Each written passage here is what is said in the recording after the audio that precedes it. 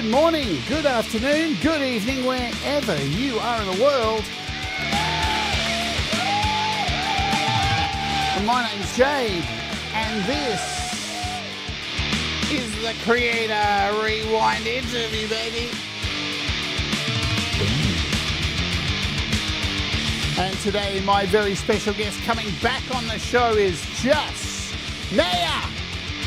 And I'm so excited, and I hope you are too. And we're going to kick things off with Dancing with a Witch by Dom and Neja. Let's go.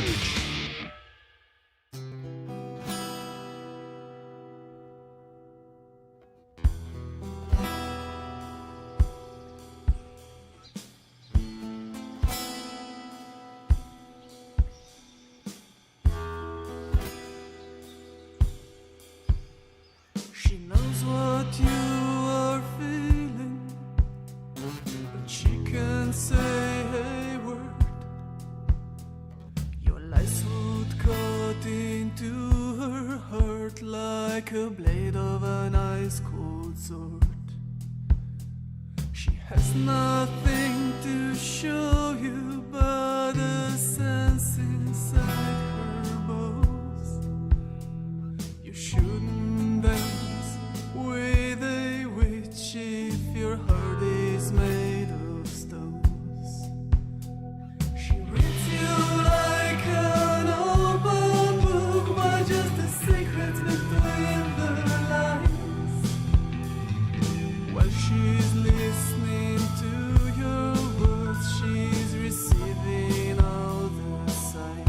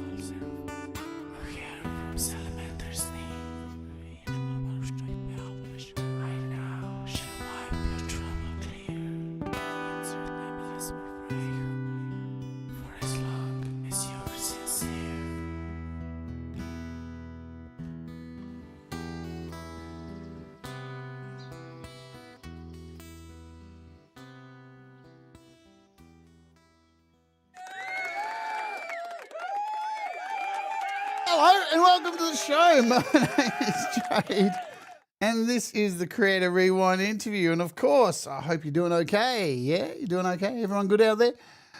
Wow. I'm so pumped for today because there's a handful of really amazing artists in this community that I really just adore. And today's guest is one of those. She is from the mountains of Slovenia, and her music is so unique, right? And I put her up there with like artists like Björk and just artists that are very creative and push the boundaries of music and have no genre. And this is today's artist. I hope you. Thank you for being here. Thank you, Capsulam. You know that I only kind of ever get done up when I've got someone on that I really love. So I was telling Neja that before the show. Anyway, I'll say hello to you all as we go on, but that was Dancing with the Witch with Dom Torregrossa and Neja. And here's the thing about that. I recall Dom saying recently, I saw him on a show, on a panel, and he was saying how around the time that he did this track with Neja, that this was some of his most creative stuff that he's done.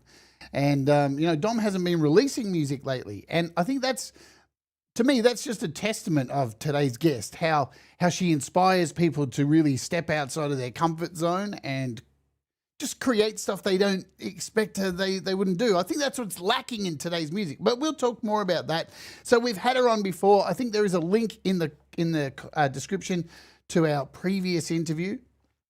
If you want to catch up and hear the origin story, but these are the rewinds where we catch up and see what our artist has been doing all this time. So I'm super pumped to have her on. I can see her in the waiting room waiting to go. Let's just tear the Band-Aid off. She's just incredible. We've got heaps of her music to play today. So let's do it. Let me get the applause ready. Let me make sure she's ready. Let me unmute her and do all the magic and make the magic happen. Without further ado, it is Just Neja. Hello. Hi dear. So nice to be here with you. It's so good to see you again. It feels like we only spoke yesterday. Yeah, feels like it, doesn't it? It's probably because it was. Yeah. So, it's just, look, there's so much we need to catch up on because there's so much that has gone on in your life since the last time you were on here, but we're going to get to all of that. But when I have my guests back on the show, we do this stupid little thing called an elevator pitch. And if you don't know what an elevator pitch is out there, everybody, in the corporate world, if you've got a job in the corporate world, you're expected to have an elevator pitch just in case you end up in the elevator with the CEO of the company. And they say hello to you and you should have something pre-prepared to say. And I always throw it at my guest last minute and then we put the camera on them and give them a minute to tell us your story in 1 minute with the clock ticking. Are you ready, Neja? Well, good. That's exactly let's go. Exactly. When I blow the horn, we're ready to go. And go. Hey. So I'm Neja. I'm just this weird free spirit person. I'm trying to find my way in life. I've tried so many things. I've done so many mistakes.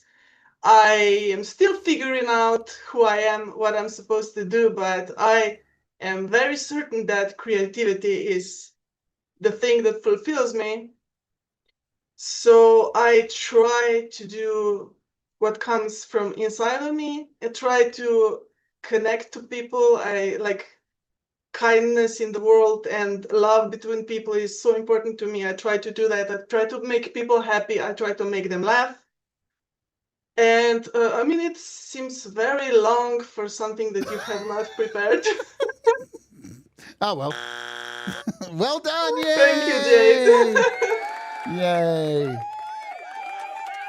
It's now, see, we're going to talk about this. Like you've been doing a few things out in the real world that are just as pressure, so much about as much pressure as that with comedy, and we're going to talk about that soon. But I want to talk about when I have guests back on, I want to talk about my journey with finding you and what makes me love you so much and your music. And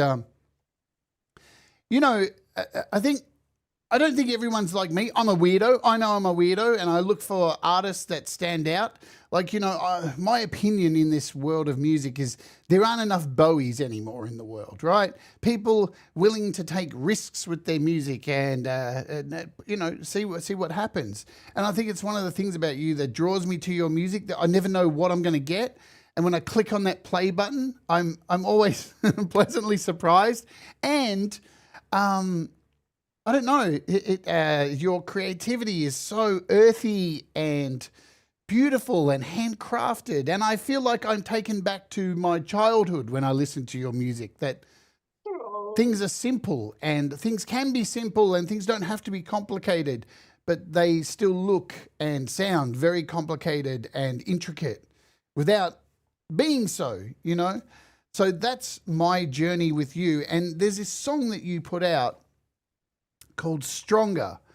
And from the very minute I heard it, I burst into tears for the first time, knowing your story. And then I started singing it and performing it live. Wow. And then I learnt it on guitar. And it just is one of these songs. Even today, I played it before the show, before you jumped on the call. And it just, I don't know. How do you explain music, right? There are just some songs out there that every time and I'm even starting to get teary-eyed now thinking about this song. There's just some songs out there. That means so much. You can't possibly imagine how much that means. Because you just write something, you put it out, you don't know if people will relate or react or even care, And then hearing someone was really touched by it, it's amazing. Like it's funny, because sometimes you're like, why is it? What's the magic? Why is it about this song that hits so hard? And is it the right place? Was I in the same frame of mind? I don't know, but it passes the sniff test when years on you still play it and still cry. And how do you explain the magic? Is now that I listen to it just because of the memory of how I feel about the song, or is it still hitting? I don't know. I don't give a shit. I just think it's fucking awesome, and I need to play it. So we talked about it. Let's play it, and we got a handful of heaps of songs to play today because Neja has put out a whole bunch of beautiful songs, and they're all so different. But this one is so special, and I hope you enjoy it too, everybody. This is called Stronger. Let me key it up. I can never sing this song and give it justice. I always try to, but I never can. All right, let's do this. This is Stronger by Just Neja. It's Oj.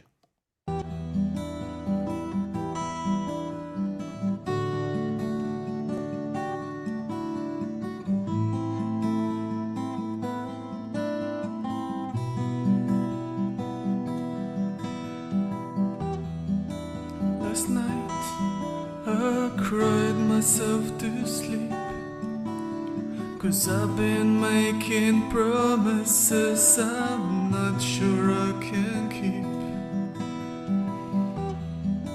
Last night I said I was alright, but I kept dancing with my demons till the morning light, and I cried, hey.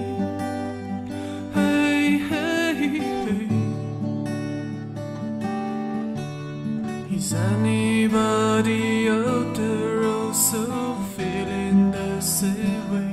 And I cried, why?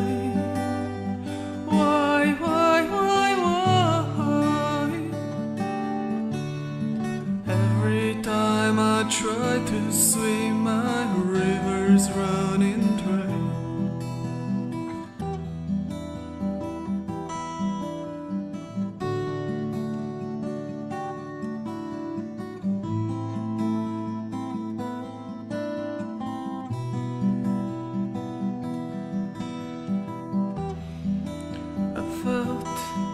I was withering away. How did I deserve to have this awful debts to pay? I thought I was the only one,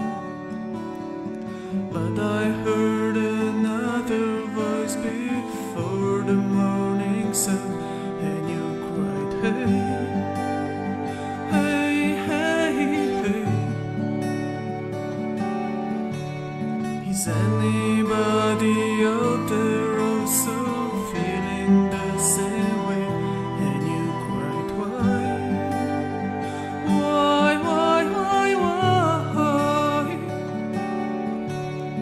Every time I try to swim, the river's running dry.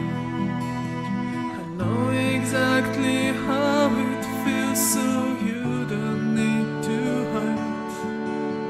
And I'm awake when over there is the middle of the night. We won't give up, we're growing strong when life gives us a snap. And we won't settle for a cup when we deserve a tap. We're growing strong. We're growing strong. When things go wrong, we're growing strong.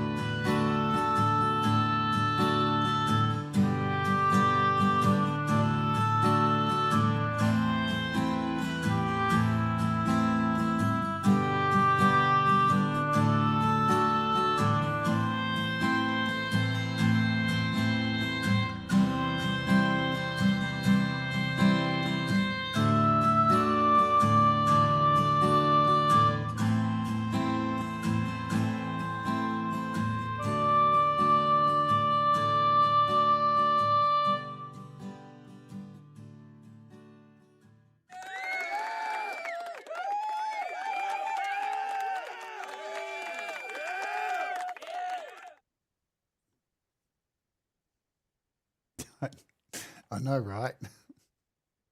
I haven't watched this in a very long time, and Mm. it brings out some memories for me. Yeah.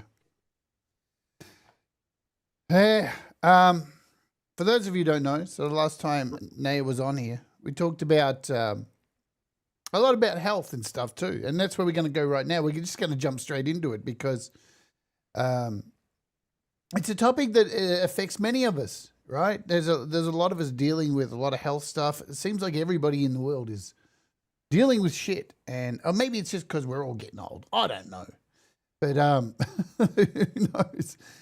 But it's a topic, and it is a thing, and you know, you have some struggles.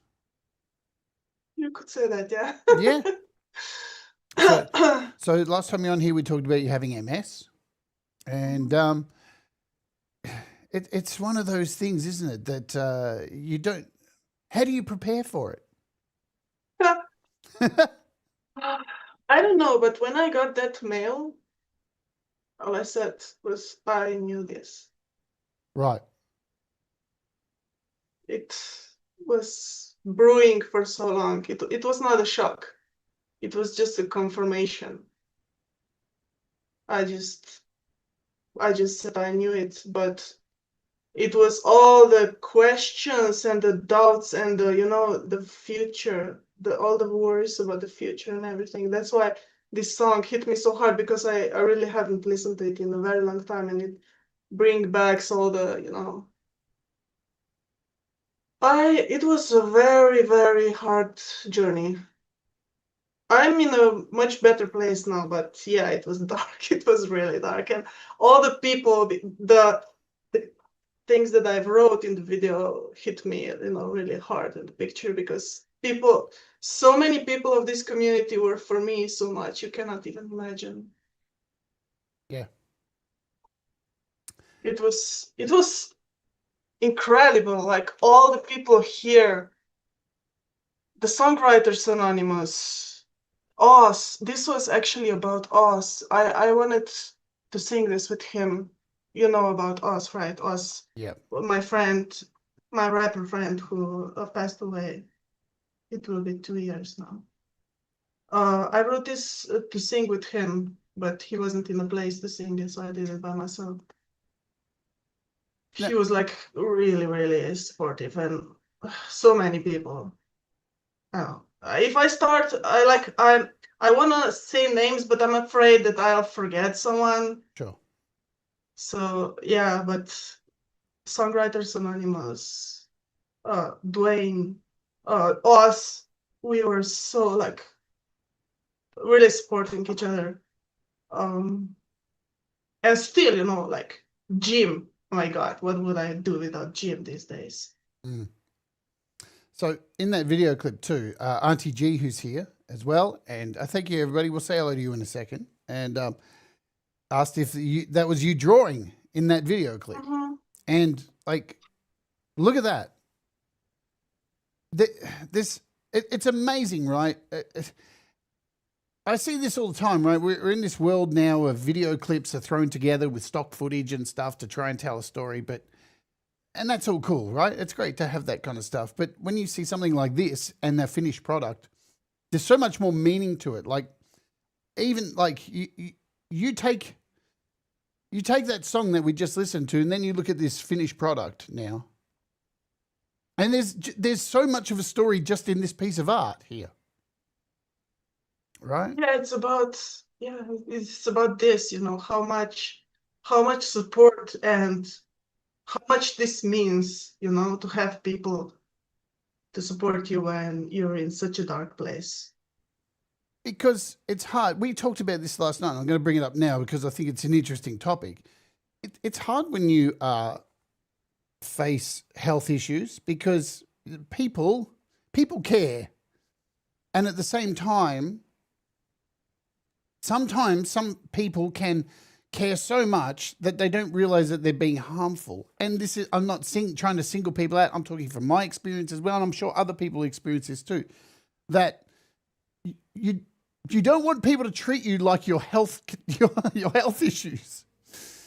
And yeah. And at the same time, you need to tell them because, otherwise you're just a lazy weirdo if people don't know. So you have to tell them. And at the same time, you don't want to be just, a walking MS. So, yeah. Yeah, like, it's so hard to find a balance of like, hey, I've told you all now, and every time we see each other, can you not give me a remedy? Yeah, that would be very good. Yeah. I think more people need to talk about this because this same thing happened to me with my blood condition, which I'm in remission now. People would come up and say, "Have you tried turmeric or garlic?" Like, oh my God. Yeah. Like, what the fuck are you talking about? And people are not aware of the fact that this is happening daily. Like, this is happening all the time. It's not just them. You've heard that, today 5 times. And like, that is the problem. If they were the only person in a year, okay, but there's so many people with so many suggestions. And I know that it's well-meaning, but God help me. I cannot round around trying everything, seeing every possible healing person. It's not just about the money, it's about your faith. If I take something that they say, that means that I will put my hopes in it, I will put my energy in it, I will commit to it, and then it will fall apart. And I can't do this every day, all the time. Just, you need to live, you need to breathe, and let's say, okay, I'm having these meds. It's, thank God, now it's working. I'm stable. I'm grateful, and that's it. And I don't wanna, be focusing in every possible direction because you're just fractioned. Yeah. You're just spread around, and you can't live like this. Yeah, it's almost like people think that this shit isn't going already around and around in your head. And again, this is the dilemma, isn't it, Neja? you don't want to offend people and go, shut the fuck up, right? Yeah. Because I know where you're coming from, where your heart's in the right place. But at the same time, like, I am laying in bed every night and it's already going around. I'm already thinking about this stuff. I'm not. That's the point. I'm not. Right. Tell us. Because I had to stop. I used to do this and it was driving me crazy. I was in such a dark place. I can't even tell you. And I was every day, I meditate a lot. I started, like, it's gonna be 2 years ago, I think. But at first it was so wrong. It was making me worse because I was just thinking about all the things that I don't want, which is completely wrong. And it was all coming out of fear and running from one solution to the other. You just basically, I was in a panic state, and that is really not a good place to be. So now I'm not thinking about it. When I meditate, I actually clear my mind and just allow myself to be, and that makes me feel better. And I feel safe when I'm just like being and not just panicking. So I am where I am. I believe it's gonna be all right. If I'm wrong, that's okay. There's no guarantee, but I believe it's all gonna turn out fine. And if I'm like, I decide to be happy and not to worry, and I'm wrong, it's not like I'm gonna say in 5 years, oh my God, I should have worried. It's not like it's gonna be better if I worry. What a loser I am for being happy for the last 3 years. Yeah, so stupid. And this is the other thing too, like talking about your friends, because hey, I think the saying is if you can count 5 really good friends, 3 even, like on one hand, your life is amazing, right? And you don't want to you don't want to dwell on this stuff, right? It's like I had somebody say to me once, "Oh, you haven't talked about your condition for a while. Does that mean it's gone away?" And it's like, no, I just don't want to fucking talk about it. Yeah. Because Yeah. it already has enough space in my fucking head. And I'm trying to move it out and let it go and live somewhere else for a little bit. Because that's important to. Yeah, like when I have the neurologist appointment, I'm supposed to tell them about my condition and what's going on. It's really hard because it's going on, but I'm not thinking about it. It's not in my head, so I have to like consciously a couple of days earlier prepare and focus and like put together, because I'm not gonna just get it out of my head, because my mind doesn't work like that anymore. Like I have like these little boxes, and if I'm not in the right box, all the other boxes don't exist. So if I don't get in the right box at the right time, I won't be able to tell you anything. So don't ask me about, I don't know, something that I haven't thought about today, because I won't be able to tell you. So yeah, what I was saying, it sucks because I have to focus on it and I hate it. Yeah. I have to focus on the stuff that I have to tell the doctor, and I hate that because it puts me in a position where I'm sick. I'm sick every day, but I'm not like thinking about it. Yeah, just give me the drugs and shut the fuck up. Yeah. That's the perfect relationship with the doctor. Just give me the drugs. So, see you later.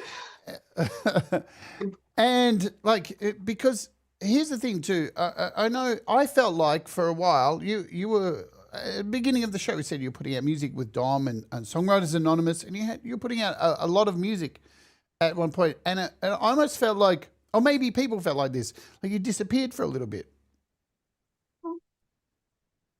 What happened? Yeah. The darkness.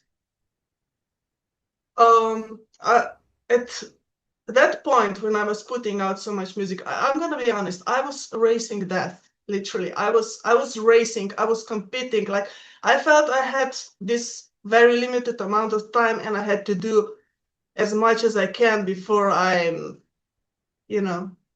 useless and then that. So that was it. That was why, like, I was so hungry for life, for creating, for everything, and I felt that I had to do everything right away. So I know that I'm aware that I was a difficult to collaborate with because I was in such a rush. So I created some conflicts with my collaborators because of that, because I was so impatient. I was in such a rush. I had to do everything right away before I die, literally. And then I got new meds, and those meds made me worse, and I got really, really, really down. There's two songs that I never ever listened to. The other day I was driving and I was listening to one of my songs, just checking something, and then YouTube put it automatically on Utopia. I was like, no, no. And then I was like, okay, I'm not gonna die if I listen to this song, right? And I listened to it and I was like, okay, shit. This was really a dark point because basically Utopia was about me wanting to die. And after that, I just stopped, and I was really lucky that I had Mishorka, and we were just putting out songs like really fast. I didn't have to put much into them because he did all the production. He's so creative. He's so talented. It's crazy. I just listened to the instrumental and I heard, I heard the lyrics. I heard the message. We were just doing it, and I didn't have to focus on myself for a while. And then I started slowly getting better. I got new meds, so that was good. I started feeling more secure because I wasn't getting new symptoms every, I don't know, couple of weeks. And that's how I disappeared from YouTube and everything, because I just started really, really taking time for myself. I meditate so much, it's insane. My days are really short because the time that I spend resting and meditating takes so much, and I get up with I call them chips. That's how I named them before I knew that people say spoons. I wake up with 10 chips. So where I'm gonna put those chips, I have to be very conscious about it. And so I wanna be on YouTube all the time and in all the live streams and comment and hang out, because I love the people. People are awesome. It's not like I stopped caring or anything, but it takes me I don't know, it takes me 5 chips to be in one live stream just to comment. So That's a lot. That's a lot. Yeah, that's a lot. So with those 5 chips, I don't know, I go, either I write a song or I don't. I just go to a grocery store and I buy things and I make lunch and I do laundry, and if I'm lucky, there's something left for, to do a little bit of music or, write some comedy and stuff. So yeah, I had to refocus a little. Because to me, right, you didn't disappear because I'm hungry. I'm a fan. I'm a super fan. Something drops, I'm on it like a fly on shit. That's just the way it is. There are just some people that I love that much, and you're one of those. So, but I knew at the same time, without even talking to you, that you were going through stuff. And it's funny, you try and wrestle with your brain as a friend with someone. Do I reach out? Because I don't want to be that bitch that says and focuses on the health. You know what I mean? I want to. It's a thing, but yeah. With watching the songs, it was really interesting because we weren't talking as we weren't communicating a lot. I was seeing your songs get more positive, right? Mm-hmm. And so you could naturally see through the art that there was something happening. And because you're so artistic, it was a really beautiful thing to watch. It was like this, I had this safety of seeing without even talking to you that, oh my God, things are getting better. Because, right, it just proves how amazing music is, right? And we focus so much on the, AI is taking over, or blah, blah, this has so many views, or how many copies I've sold, or this kind of shit. And Brad writes here too. Brad writes, I hate hope. The most dangerous thing. Hope always lets me down. Whenever I try to have hope, something new comes up and changes. There's nothing I can do about it, and it gets worse daily. See, my friend Brad, all right, I love Brad so much, and he should have more hope because he has options, but Brad catastrophizes, right, over everything. You know, last week, this week, Brad was stressing out over a phone call, over a doctor's appointment. And we were all on the chat with him going, man, he's got to go and have this doctor's appointment. This is going to be really bad. He's so anxious. He's so nervous about it. And it turned out it was just a phone appointment. Brad, we love you. Get your bloody hip sorted out, bitch. But we love Brad. But you can't tell people also, like, if that's Brad and that's how he feels, then that's how he feels. But I'm not going to stop trying to promote hope into Brad, because That's it. But, sorry. No, you go. You go. Yeah, actually, that's pretty much what Fool is about, because I had a fallout with someone who was constantly negative, and he got angry with me because I was you can't force people to be positive, Sure. even if you like really, really want, but you can't. So I got him upset, and he stopped talking to me for a while. And then I wrote the song, and weeks went on. We got back together to talking very soon, but it took me a while to make a song. And then he knew I was making the song, but then when I sent it to him, I was like, "You wrote a song about me. You're like Taylor Swift." So yeah.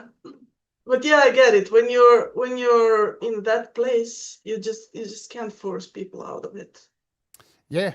And we talked about this last night,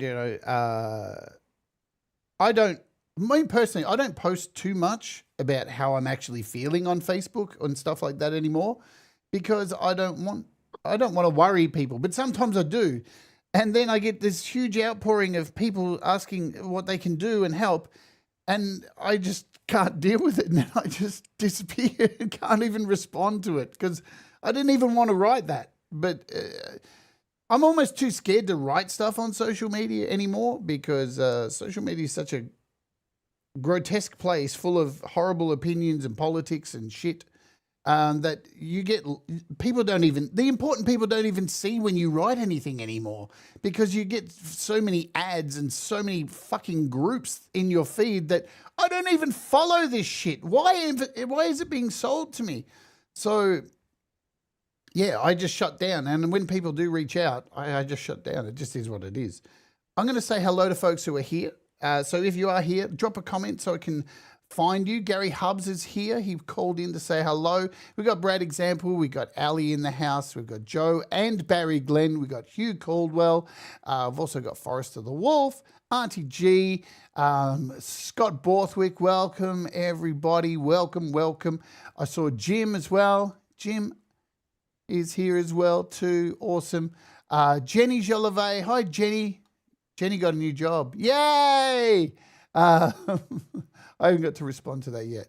Dimebag Coins. Is there anyone else I've missed? I can't really go up any higher if I've missed you in that list here. I'm a dickhead, So Capsulam. I think I said hi to Capsulam. MJ Capernis. Mr. Smith. Video. Hello, Mr. Smith. So we've got a whole group of wonderful people here today. Let's play another song. And now I love this because I'm just going to pick some stuff at random. And let's do this one. This one's called I'm Good. And we'll talk about it afterwards. Let's play this. This is I'm Good, Just Neja.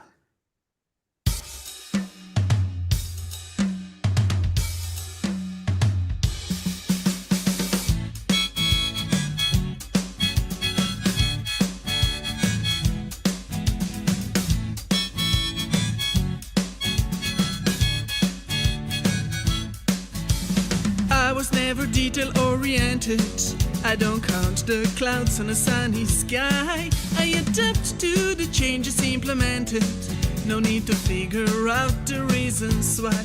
He never cared about any of my objections, so I gave up on fighting with the God.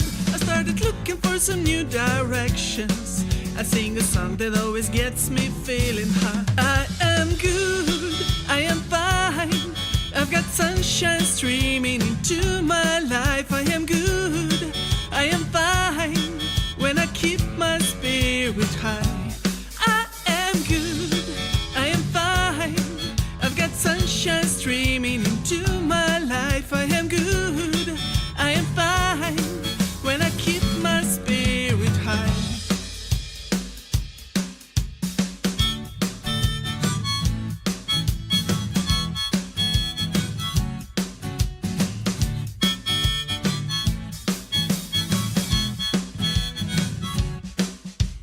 You may wish that you could be so lucky. I wouldn't wish that kind of luck on anyone.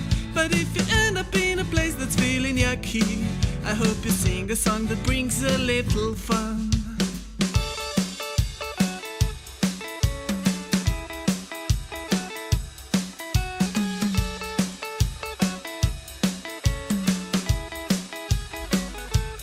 I am good, I am fine. I've got sunshine streaming into my life. I am good, I am fine. When I keep my spirit high. I am good, I am fine. I've got sunshine streaming into my life. I am good, I am fine. When I keep my spirit high.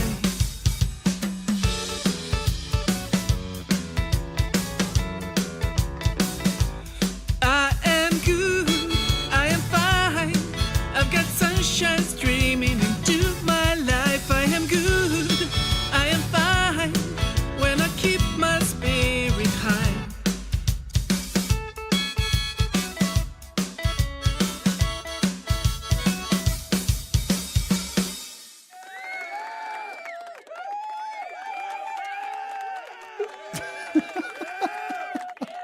I love this song. It's so good. And people are so kind. Love you all. It's so fucking good, that song. Like, if you, I swear to God, if you hear that song and you at the end of it go, I don't like that, you need to get off this planet. Go fuck yourself, really.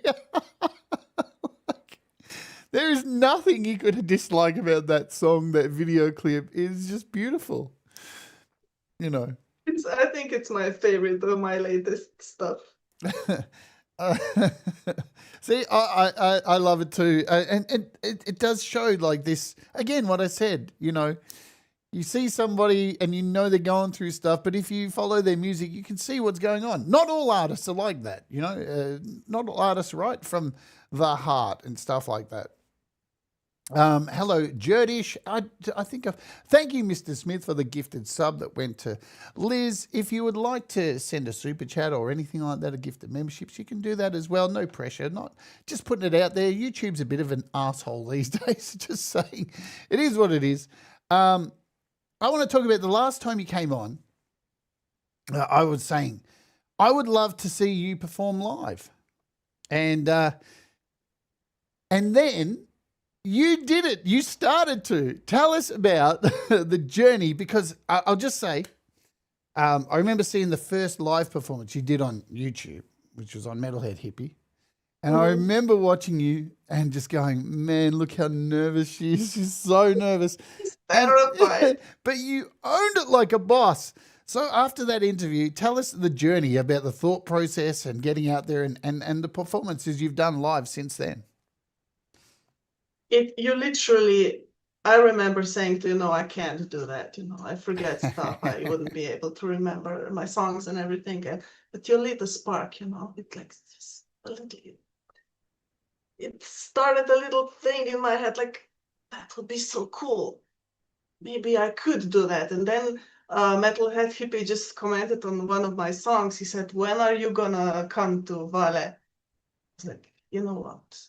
I'm gonna do it. And I emailed him like, when you're gonna have me, I'm gonna come. And I started practicing right away because I practiced my ass off. You can't imagine how much I did, because before that I was just recorded, went on. I didn't even know the chords to my song, anything. So I really practiced a lot, and I was so excited and so nervous, but I loved it. I loved the feeling of it. And then I just couple of more started playing on, on YouTube lives and everything, and it became not so terrifying. I wouldn't say I became comfortable with it, but it wasn't so terrifying anymore.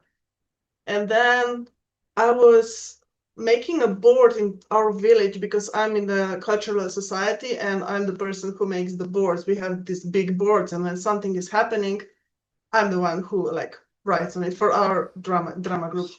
And I was doing a board and with the director of the play that we were doing, and it was for a play that we were doing in this old amphitheater kind of theater, outside, round stone built seats and stuff. And it's like, and I said, God, I love this place. I wish I could sing there one time. And she was like, I can make it happen for you. So yeah. So we did it. The first year I played on backing tracks. The second year I brought all my stuff. I brought the guitar, I brought the piano, I brought the bass, and I even had Mishorka. He joined me and he brought his amp, and like we did a whole first half. I played by myself, everything, and the second half we had the backing track. He played guitar and I sang, and oh my God, the drama group, that was so cool. They played that song. I'm gonna remember, I think. That foolish song, that I Yes. start with the kazoo. Yes. Yeah, they played it with me. I gave them, the percussion stuff, and they sang backing vocals. That was so cool. It was amazing. So yeah, we did that, and after that, I just played like a couple of. I played a nursing home, and these like special needs home. These are my favorite. I love those so much. It's such a joy to see the authentic, joy and excitement, and they're so loving and friendly, and there's such a bond created when you do that. It's my favorite thing. So I'm actually hoping to do one more next month, because they have called me that they need me on the 19th, but they haven't specified yet what. So maybe it's possible that they want to perform and they want me to play guitar with them, which is also cool. I love doing that. It's really fascinating you talk about performances like that, because like I've done some very big shows in my life in front of thousands and thousands of people, but you don't remember those things, right? Because there's no connection. And there was a period in my life playing music, Neja, where I just got off a stage one time after playing a really big gig and was like, I feel hollow, I feel empty. And from that point on, I stopped doing big shows and started booking tiny little clubs where you would have a meal and watch me play. What would only hold 50 people. And then I started doing things like that, retirement homes, places where people weren't well, and there's something so magical about it, because you literally have the ability to have a pure connection with people instead of faceless shit, and there's so much worth. Like, your music feels like it has so much more meaning when you finish something like that, because there's a lot of people in this world who genuinely are cut off from the world and need that. It's like Christine Senior. He goes and sings to cats now. That stuff is I'm sure those cats have no idea what the fuck Chris is singing about, but I'll bet they feel so much better. And yeah, I played the cows. To cows. Yeah, they were in a pasture, and I needed to practice, so I made them like a gig, and they actually came and listened. You could see that they came to me and they stood there and listened. So yeah. Music is an amazing thing. So you get out there, you're doing all these performances, and obviously, you get the bug, yeah, and it's The bug, like the bug. being nervous, the or bug to go out and do more, and you want to do it. Yeah, It's yeah. exciting. The nerves kick in, but to think about doing it. But once you do it, it is addictive. You can't deny it, especially when you're able to feel like you make a difference to people's lives playing Yeah. music. Yeah. So then you take a journey, and we're going to play something here. Let me find it. Let me get it up on my screen here. So for those of you who don't know, now you're not going to understand this, right? But I'm going to play it anyway, because you recently have taken up doing stand-up comedy. And I'm just going to play this clip, right? It doesn't matter if you can't understand the jokes. I know what the joke is because you translated for me. Na zjutraj. In potem pride včeraj po stopnicah pa pravi: "Mami, taka ne greš na mojega maturanca."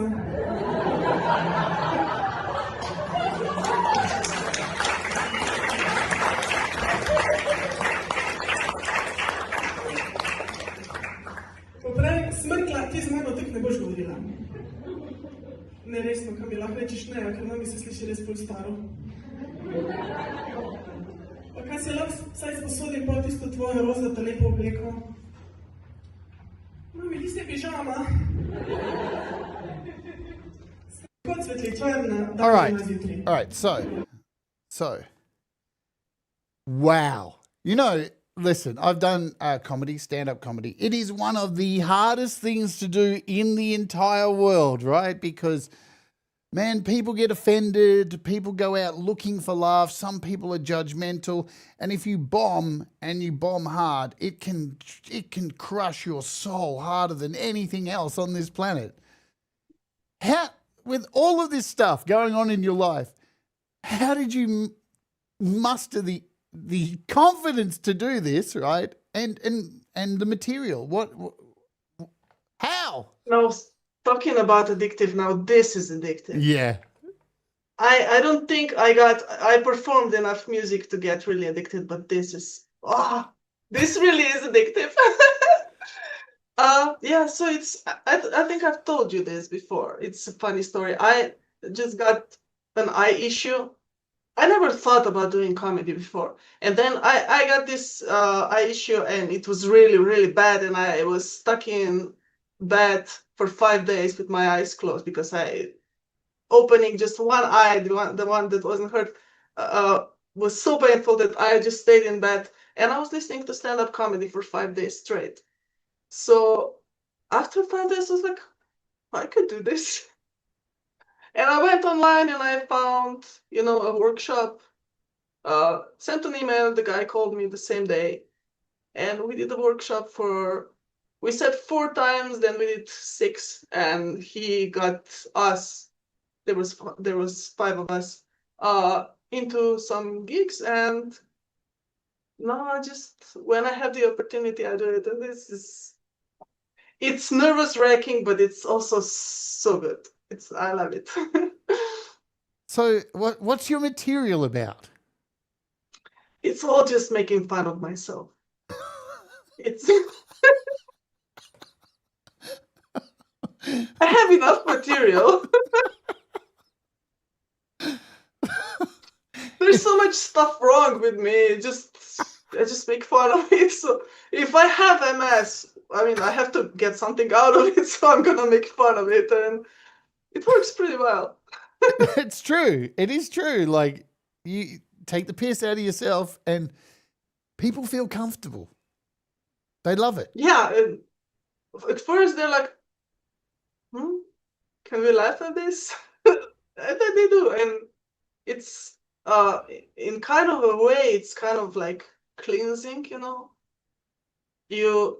I've made peace with it, as you see from my songs, I would say. And this is just like a way to, deal with it. You just make fun of it. Yeah.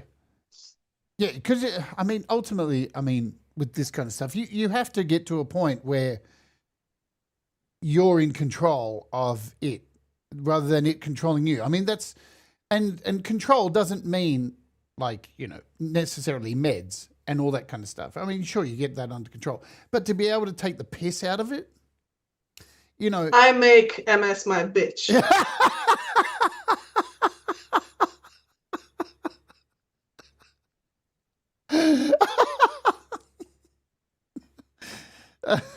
That's got to be Instead of making it me, her bitch, I make MS my bitch. So that's got to be the name of your stand-up tour. I should be, right? Right. So, have you had? How many times have you done this? Tomorrow is my 5th. Tomorrow's your 5th. Have there been any bombs? Any moments where you've been, oh my God, get me off the stage? Yeah, and I've been told it wasn't that bad, but just like when I look at the people were laughing a little bit, but the energy wasn't right. I don't, in the middle of it, I was like, should I just get off? I can't look at the take that I made because oh my God, I'm bored watching it. I just didn't have the energy. It's like, I was just telling it, and I think the problem is that at that time I practiced. This was the first time I practiced. I really practiced. Right. And I was too comfortable. I was just, apparently I need to like think of it on the spot. It's not like I don't have material prepared, but it's not like I'm, memorize it on heart and, I can just go on and say it. I write like cheat sheet bullet points on my arm. I say I have papers that I forget stuff, so I just look at it. And from the bullet point, I remember what the joke is, but then I have to like create the text create it on the spot. And apparently that works better. And if I practice it and I have it prepared, I have to just say it. I'm too comfortable and it's just so boring. I can't even watch myself. It's the thing with comedy too. Like when you're involved in comedy, like you're performing with other artists too. So there are comedians who memorize their stuff. Like I've played at, Melbourne comedy festivals and, for a whole month stint where every night I'm up on stage and doing this stuff. And you go and see other comedian shows, and some comedians I've gone and seen like 5 times in a month. And it's the same show every night. Like the jokes are exactly the same. And the only reason it's different is because you have a different audience and you can interact and put in those things with the audience. Have you been heckled? Yes. Yes. And I loved it. Yeah, just a little bit. It was a tiny little harmless thing, but it was. And I think I handled it like a pro. Yeah, well, I want to know what they said. Well, I was talking about MS and everything, and then I said I compared my disease with Maserati. And then I said, also I forget things, so I need to, I have a cheat sheet. And someone said, oh, you have an Alzheimer too. And I said, no, it comes with a package with a Maserati. So people laughed, so I think that was good. It's a tough business. A lot of, it's funny, a lot of comedians I know have severe alcohol issues and depression too. That makes sense, yeah. Yeah, like, and a lot of, unless you're involved in the industry, you don't realize it. I think people, that's the funny guy. I'm going to go and see the funny guy. He better make me laugh. I paid $50 for the funny guy to make me laugh. And I've seen comedy shows where big comedians have totally destroyed the show and just got themselves drunk and told their whole problems and gone, my wife's a bitch, I hate her, and watch them completely unravel on stage, and it's ruined their career because we're not just laugh machines. When there is no joke. Do you since you've been doing comedy, have you had people come up to you and say, so you're doing comedy, tell me a joke? No, Oh, no. you're lucky. Yeah, I bet. But the truth is, I don't socialize yet much. So That's the best thing as a comedian. Well, that's a lot of things do. You know, comedians are like that. They don't. They're socially awkward, and that's I think part of the yeah, thing. Yeah. yeah, it is. Like you would think that someone who does comedy is like super outgoing and social and everything. I have the worst social anxiety you can possibly imagine. So actually, the stage is the safest place, like much safer than, being just out and socializing with people. Yeah. And you said it's addictive. The laughter is Yeah, like, yeah, and, yeah, it and a is. lot of comedians it can be their downfall, chasing laughs, constantly trying to get more and more and more laughs. I know when I was doing it, I was just happy to get some laughs. I don't need any more. If you gave me some, thank you. Thank you very much. I just hope to get the same next time, it's I think you're incredible for taking it on. Hello, Chris Lane Senior, who's joined us. And Hey, hey, he's Chris. here. Chris is one of the people, my people. Yep. Empirism, hello to you as well. If I've missed you in the chat and haven't said hello to you, thank you for being here. I'm trying to keep up. Let's play another song. I don't know how to pronounce this. Linnea in Miz, is that right? Lenea and Mish, yeah, you're pretty close, yeah. I'm pretty close. Hey, I'm Australian. What can I say? Let's play this. So kick back, folks. I'm going to cue this up. This is the weird one. This is the weird one. Perfect. Let's do it. Let's go. You ready? I'm ready. Go.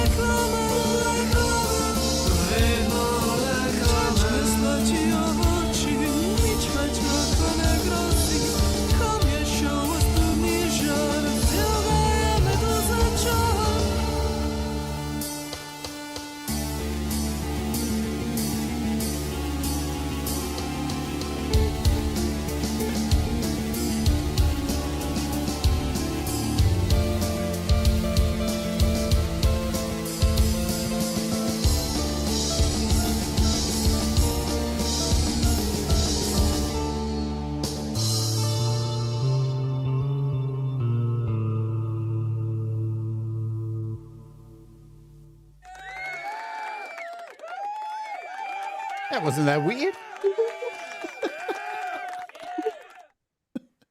What inspired you to do a Medusa-inspired song? I just heard it in the instrumental. That's it. That's the way things worked with Mishorka.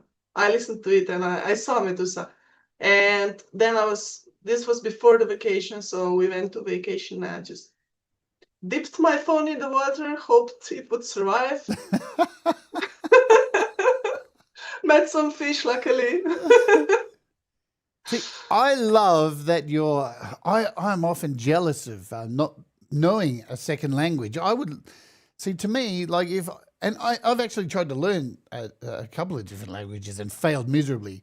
I would love to be multilingual, to be able to just put out music that lots of people can't understand. Yeah, I actually wanted to put one song in Slovene, in here, since we're doing this, because it's my language, I do a lot of English, but this is my language, so I wanted to show it off also. Yeah, no, you've done a few. I've done, yeah. Yeah. And also I have a lot of songs in Slovenia that I have written or translated for live performances, but at that time I didn't have time to record them, so I have more than my YouTube channel shows, actually. So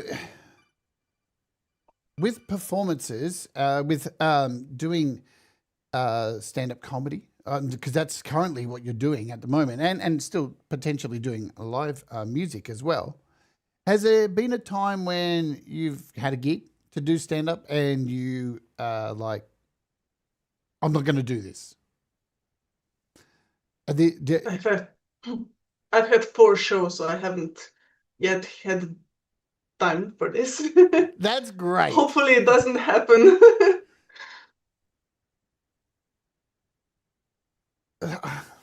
I don't know even how do you balance your life with creativity?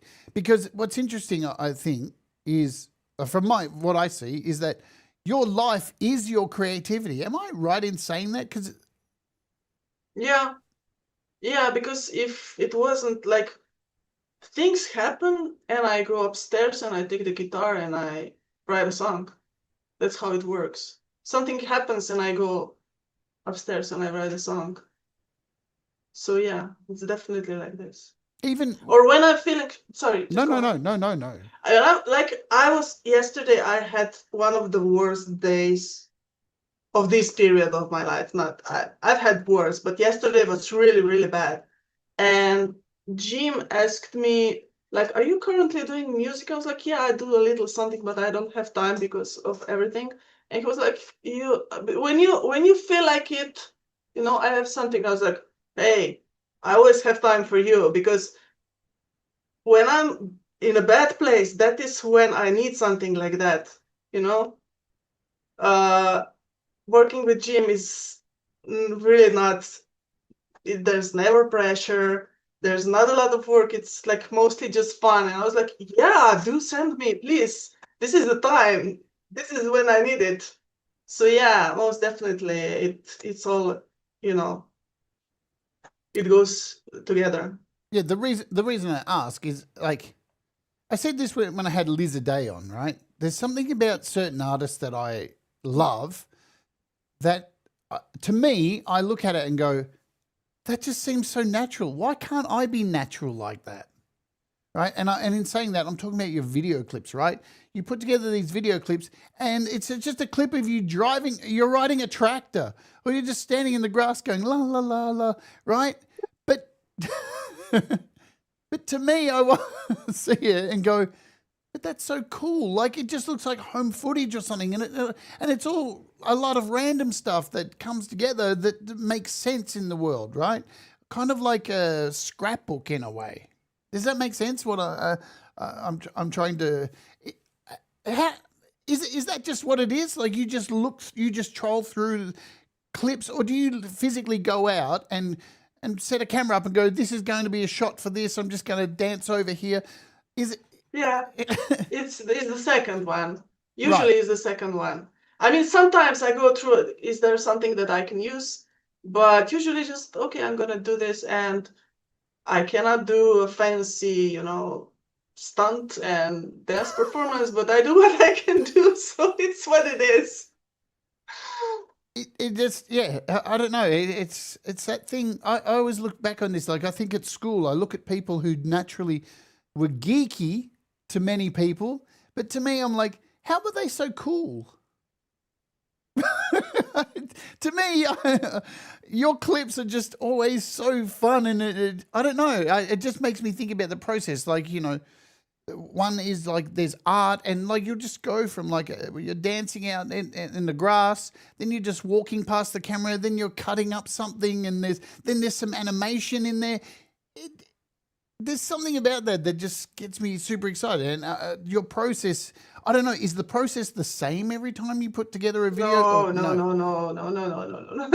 So is there a theme? Like, do you think about it when you're actually writing the music? Is there a theme, or Sometimes. Right, sometimes. So it's not always the same. It used to be like in the beginning, it was when I was writing a song, I was already creating the video in my head. And now it's more like, I don't know, just, the feeling of the song. What is it? What's the song saying? What it's my mood, my state of mind in this song. And I just do what I can with it, I think, the answer to your question is you don't make your standards very high.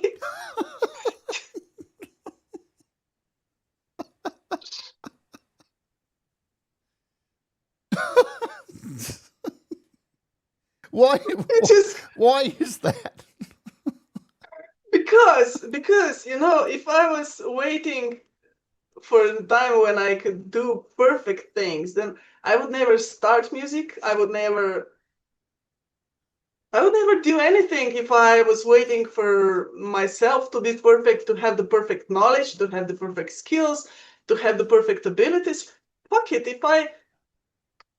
If you see me, if I wanted to be perfect, I wouldn't show myself on camera. I would be making AI videos with some perfect body dancing, a perfect dance, and something that is not me. But if you want that, you can find it. There's someone else doing it, so it's not me. Well, that brings me to the next question. I got to say hello to Tremor Bear and Seven Dust, and I'm sure I've missed somebody else. Roque, hello Roque as well. Thanks for hanging out with us. This brings me to the next point. Do you think we are in a place at the moment where everything is too perfect with music, with creativity? I think that we have maybe I'm lacking English words now. Like we are creating a separate universe, if I make it a little dramatic. The people who choose to be not perfect, if you follow the real artists and you don't need them to be perfect in everything. If you choose, you can choose. I feel we're choosing real people, and people are choosing real musicians, and that's why I think live performance is important. People get together to be with real people in some space. So whether it's comedy, it's stand-up, it's something completely, I don't know, I'm not currently a part of it, but in the village we do all kinds of things where people come together to watch some performance. It's not very important what it is. The thing is that people come together, and I have no need to watch something perfect that is AI. You know that I got really obsessed with that song that I showed you. And then you told me it was AI. I was like so disappointed. You ruined it for me, Jade. And I never listened to it again, because when I thought about it, a real person cannot write a song like that, because that song did not have a cloud in it. It was all positivity, it was all sunshine, it was all, and people are not like that. We have struggles, we have pains, we have fears. We don't write songs like that, and it's okay. That's the thing with AI, though. I've probably been guilty of saying this as well too. It's like, but this isn't written by a real person. This is not, this person hasn't gone through struggles.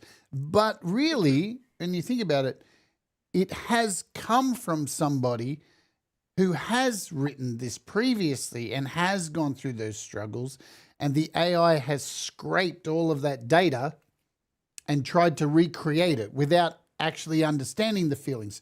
So the feelings have come from somewhere, because, AI just can't make music without us. It can't exist without us, right? It's a product of us.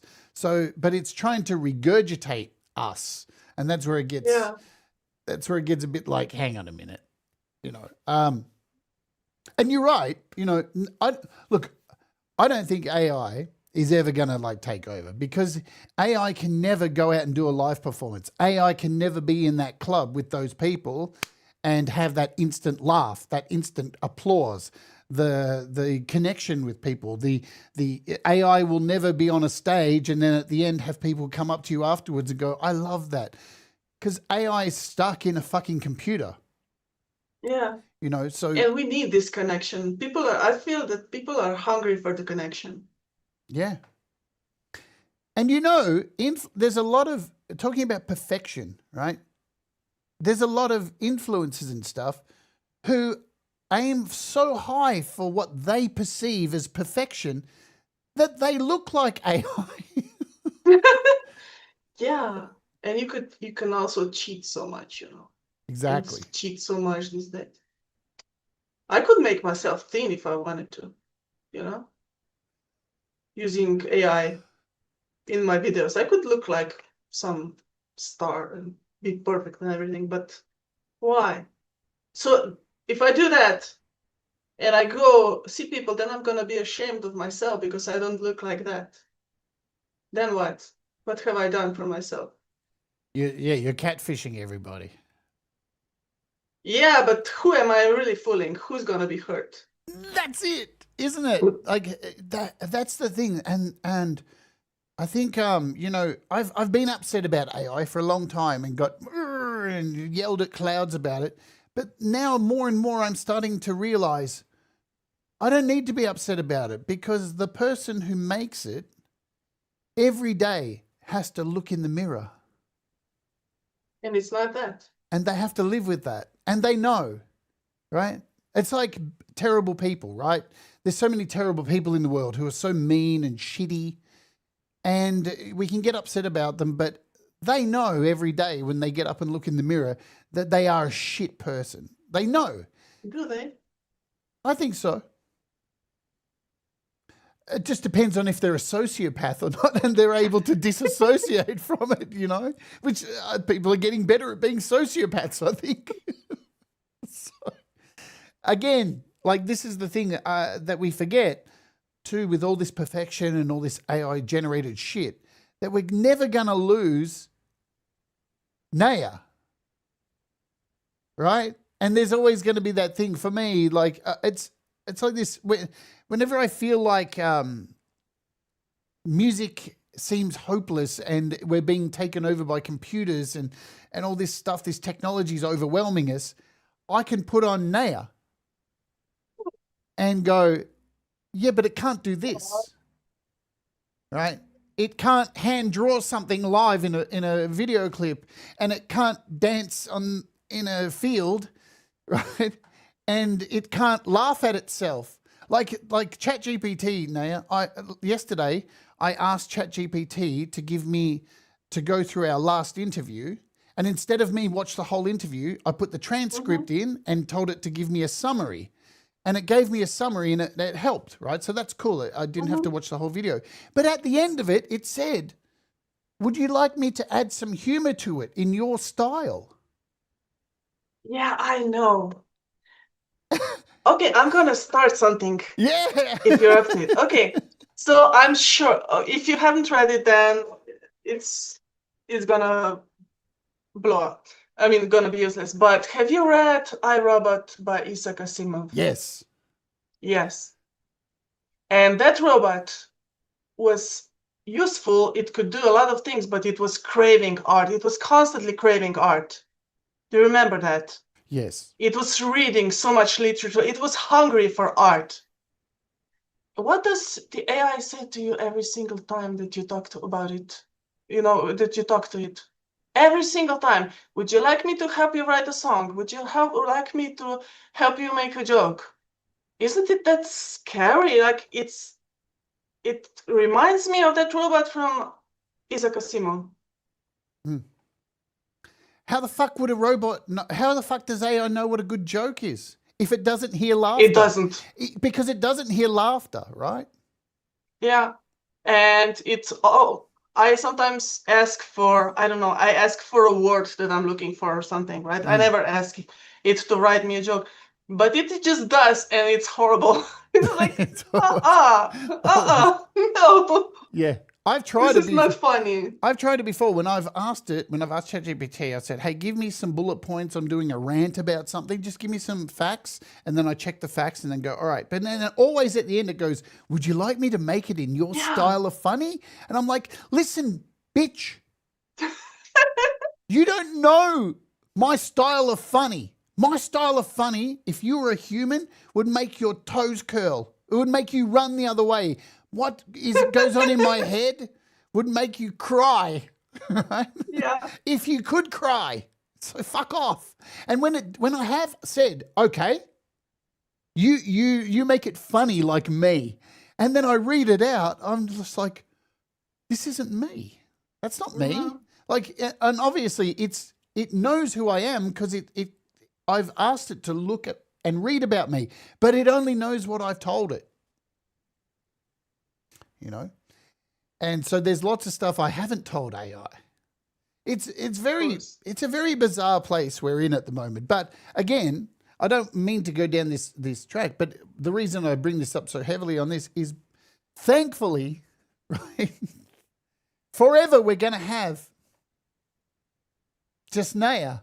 We're going to have artists who can feel the same things or feel similar and help us, get through things or understand ourselves better or not, right? Let's play another song. What is it? Numeric. Oh, yeah. I love this one. See, I always try and tie into what we're talking about and numerals, zeros and ones. So anyway, that's what I'm going with. That's in my brain anyway. Let's play this. And we'll be back in a moment, my friends. I've got to cue it up because I'm really hopeless at doing this stuff. Okay, we're good. Let's do it. Here we go. Numeric by Just Neja.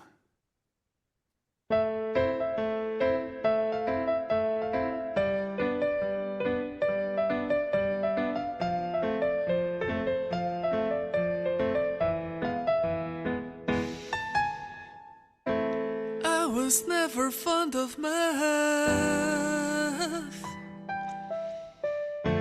Numbers tend to make my brain hurt. I'm more of a sounds and colors kind of girl. I'm no machine, I am a bird. Thought I was safe once I grew out of school. Trust me, I have done my part. Man, did I have it all wrong? It was not the end, it was a start.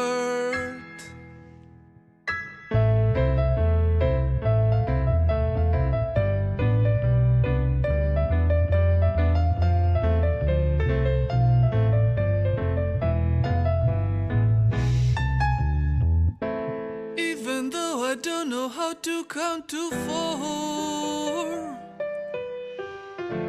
I still feel that I can keep my time.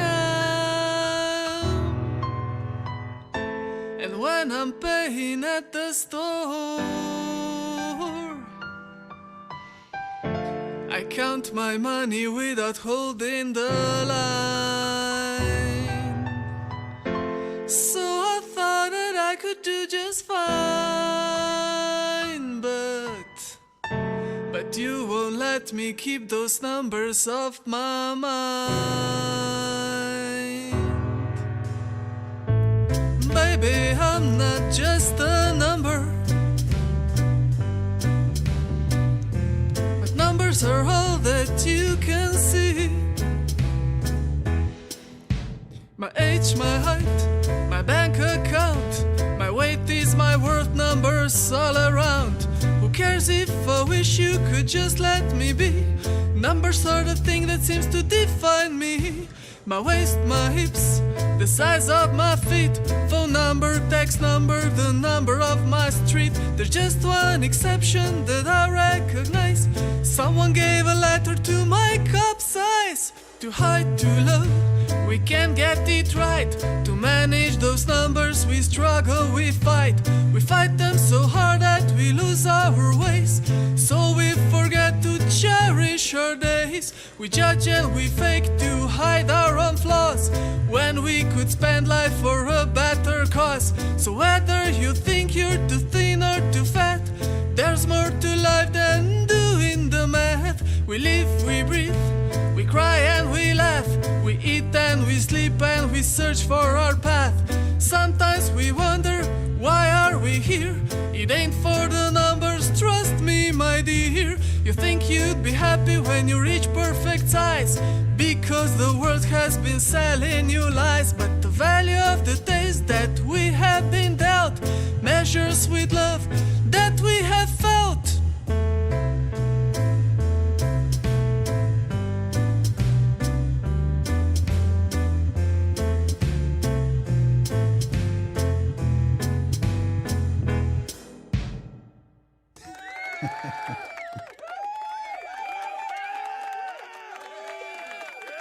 See, Fun fact, people I can't was dying.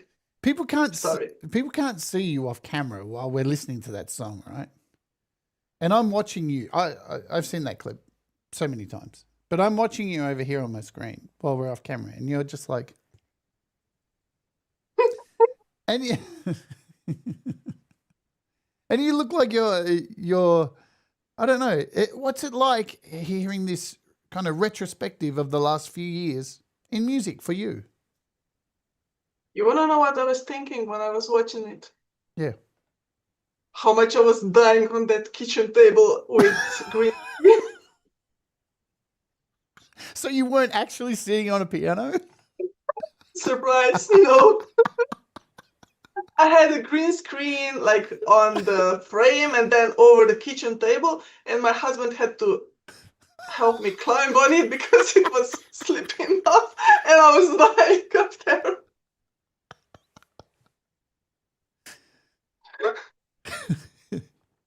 This is this is the awesome stuff about being an independent artist and making your own video clips and music. Is the struggle is real. The shit that you have to do to get you sitting on a giant piano is just you on the kitchen table. And the green screen on the kitchen table is very slippery.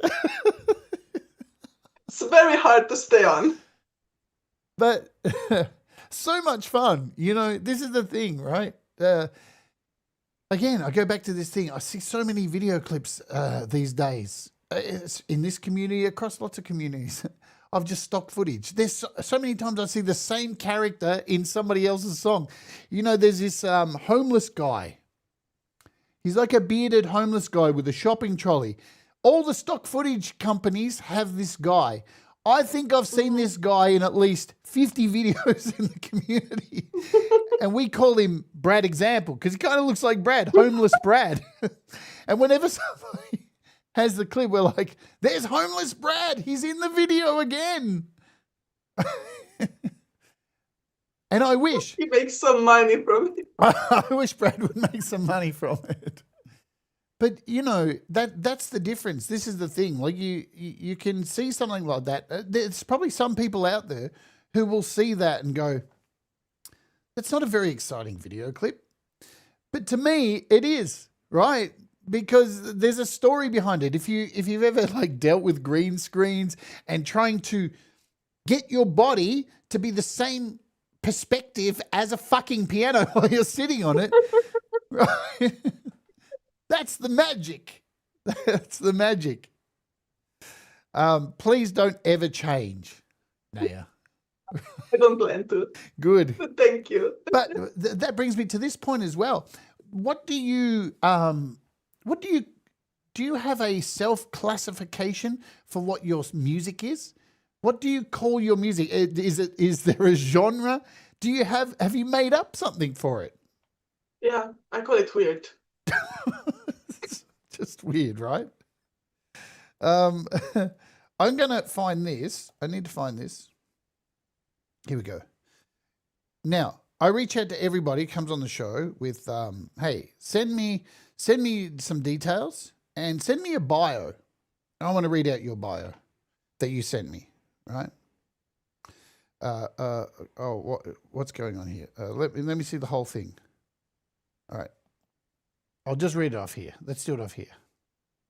So this is your bio that you said. I thought it was one of the best bios I've read in ages. All right. It says, I was a mess. And now I'm different. Now I'm a different kind of mess. I had tried everything but being myself. I'm trying that now, and it's kind of fun. I'm weird enough for people to have given up on trying to make me normal. I'm more childish than my kids, and my body is acting older than my parents. It's kind of pointless to try and predict what I will do tomorrow, because even I can't predict that. I just ain't planning on getting serious anytime soon. It's all true. I just wrote it on the spot since you said you needed to buy. I just wrote it. And it's true. But it comes back to this whole, again, this perfection of this need to have people perceive you as something, right? And with the hunger for people to need to have people perceive you as a thing that you want them to perceive, kind of doesn't let people in, right, to who you actually are. Where this, I read that, and I just go, I fucking know who you are now. I don't need you to describe what your music is, because it's indescribable to me. It changes so often. Like the styles of music that you make, it's like there is no genre. Yeah, it's all over the place, like me, you know. It's just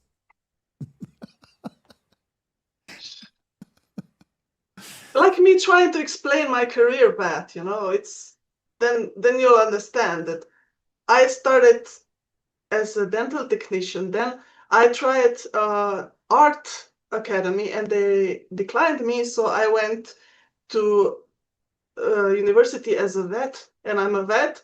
And if I was trying to choose my path now, I would probably choose physics. So I think that tells you that I'm all over the place. Are you glad you're not a dentist? Yeah. Why? Can you, would you want me to be a dentist after everything that you have seen me Yes. do? I wouldn't need laughing gas. That's possibly true. Yeah. I couldn't imagine a job every day where I have to look inside somebody's fucking yucky mouth. Yeah, I can't even imagine a job where I'm in the same either office or, lab or anything like that. So I think some people were destined not to follow that kind of thing. Yeah, I think so. It's just I was when I decided for some path, everything that I did, I decided this is my path and this is what I'm gonna do, but nothing ever felt right. Just I don't know, I think I'm only finding myself now, actually. And maybe I had to get sick to find myself, to get to know myself. This is me getting to know myself, all the weird stuff that I do, actually, you know. Yes. All right. I'm glad you brought that up because I've said this before to people, and it's hard to say this without it coming off. So you have to explain it. It's like I hate telling a joke and then having to explain it, but I kind of wish everybody in the world could face like having something really fucked happen, like really terrible illness. I don't wish that really on people. I don't. I actually. I know what you're saying. Because it changes you, doesn't it?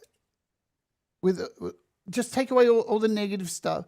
It changes like a chemical in your brain and helps you realize that what life's actually worth living for. It's virtually the number 42. Okay, yeah. They're still building that computer to, They are. tell us the question, but I know what you're saying. Maybe that's AI. Do you think AI is the ultimate computer to give us all the answers? Has anyone asked it about the question yet? Maybe. I don't know. Hang on. Should we do it live? Yeah, let's do it. Right. Come on, let's do it. We have to get the full question. What is... Yeah, I don't want to like do it off my memory. I'm going to come over here first and do... give me the exact quote. I'm doing it in Google first for the answer to everything from Hitchhiker's Guide. Right. And I'll copy and paste it in. And the quote is, ironically, it's the AI that's giving me the quote. That sucks. The ultimate question is actually, and it hasn't really done it. What is the joke? Seeking, here we go. I'm just going to, I don't need to be exact, do I? So we're coming to ChatGPT. Let's come over here. ChatGPT. What is the answer, if I can spell, answer to life, the universe, and everything? It's going to say 42, isn't it? Let's see. Okay. We've got the technology now. 42. That's all it said. Yeah. Okay. Now let's ask it. What is the question? All right. What exactly is the question? Yes. But what is the actual question?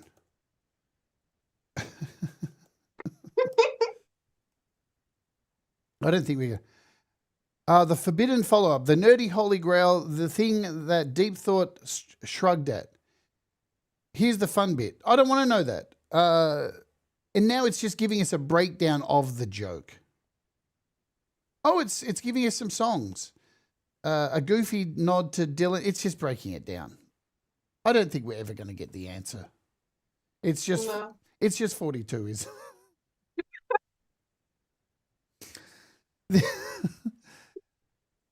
How did we get here? I don't know, but I love it. I love that we can have this kind of conversations because Exactly. you can, you say 42 to someone and then it can either be really great or they're just like, huh? That's the other option. You can get to someone who doesn't even know what you're talking about and then there's nothing. No follow-up. But getting back to what the point I probably was trying to get to, I think, when you are, we have fight or fly, right? And when you are confronted with something that is seemingly devastating in the moment, a lot of the time it does turn out to be something that does change your life for the better, even though it comes at a cost. Like good things do come at a cost, I think. And definitely. Yeah. So is that your question already? I don't even have a question. We're just talking shit now, aren't we? Okay. Yeah, like most definitely, most definitely, because what you said, it sounded harsh and I don't think people understand what you mean when you say that, because they can't, they can't understand.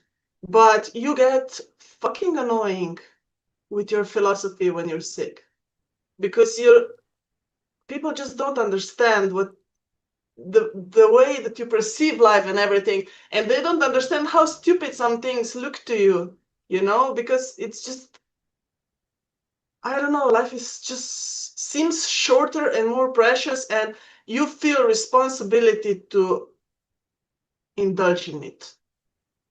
It's my big philosophical answer. So in essence, you're saying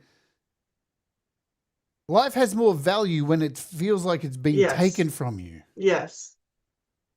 That. It's true. Like, for example, kids, right? When you're young, you just, hey, here's this thing. Okay. Right? I don't know where the fuck this came from. Somebody just gave it to me. I'm just going to take it. Right? And because there's no consequences. You feel like you're indestructible. As soon as you are destructible, all this comes to a head, and it's like, if somebody handed me now something, I would go, you know what? I don't know about this. Yeah, of course. I actually want to fucking live. But like you've gone through darkness as I have. Like, I admit it too. When I went through ITP, I literally was trying to kill myself. I literally, not like do it in the way that you end quickly, but trying to hurt myself, punish myself. And now I look back and go, I'm so glad I didn't do that. I'm so glad something pulled me out. Has there been that point for you? Oh, yeah. Oh, more than once, yeah. And also, there's something really that will sound grotesque, but I've been thinking about this lately.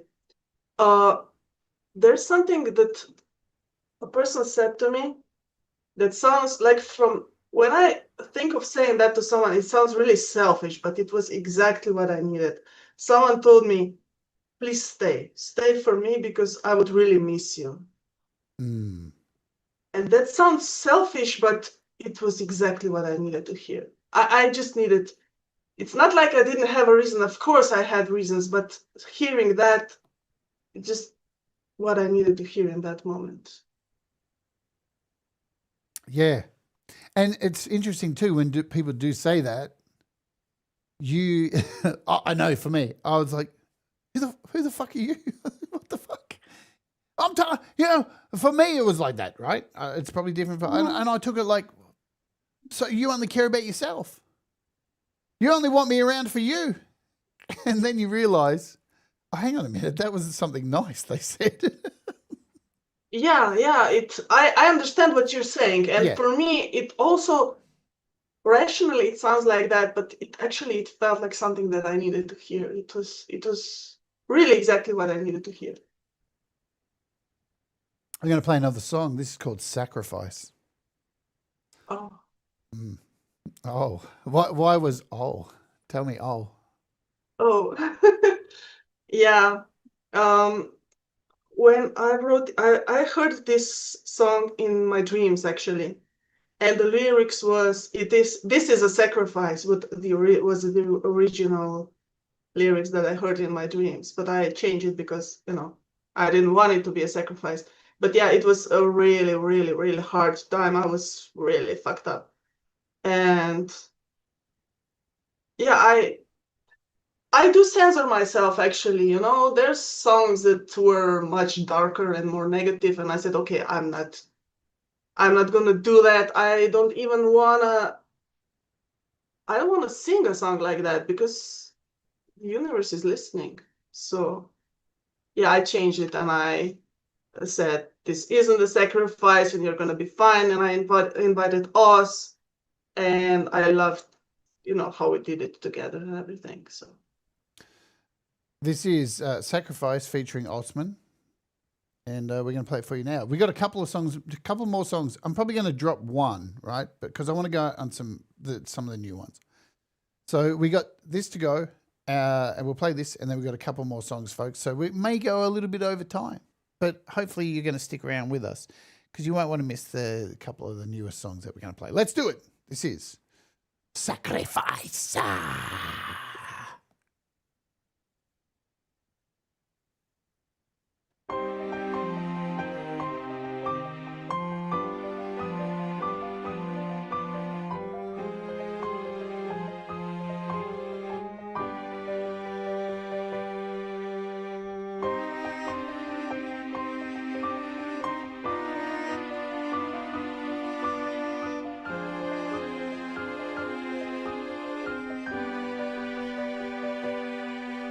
I see you running through the fields. I know you're getting out of breath, and there is nothing to relieve your pain. The clouds are painting sky to gray. Your fear is melting strength away, but I believe that you can face the rain. This isn't a sacrifice. You're burning in front of my eyes, but I won't let you vanish into smoke. The meaning is out of sight. You feel you're losing a fight, but your core is rooted as an oak. Baby, let me be your source of strength. Let me guide you through the storm. Just because it hurts, it doesn't mean the end.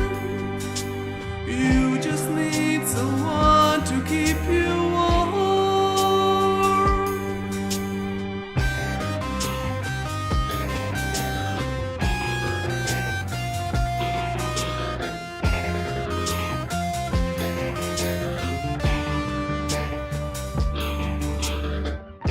This isn't a sacrifice.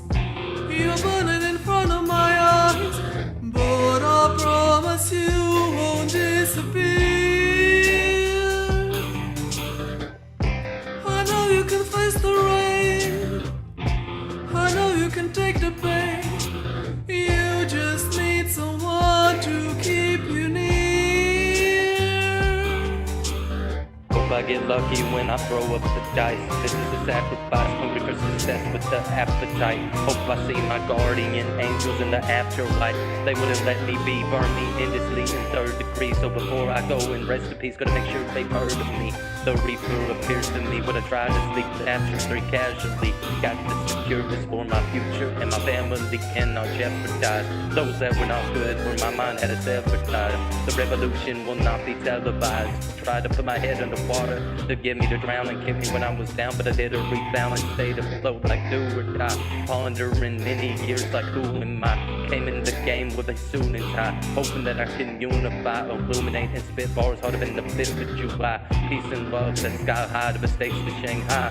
Hear it in my heart for the battle cry, and with this art I'm solid, the lyrics then liquefy. Hippie with trippy eyes, had to capture the moments to cleanse and purify.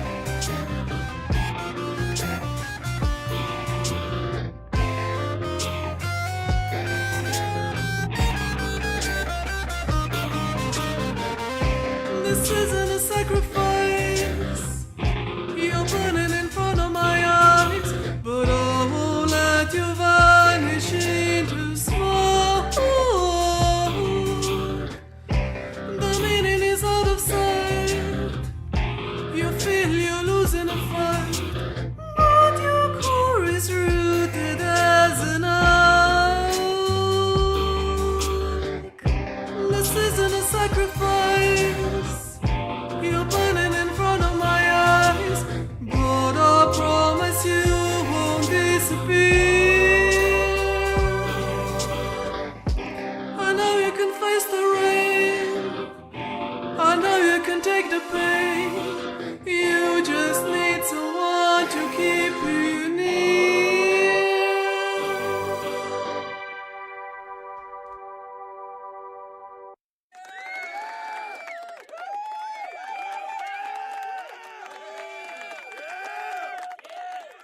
Fucking awesome.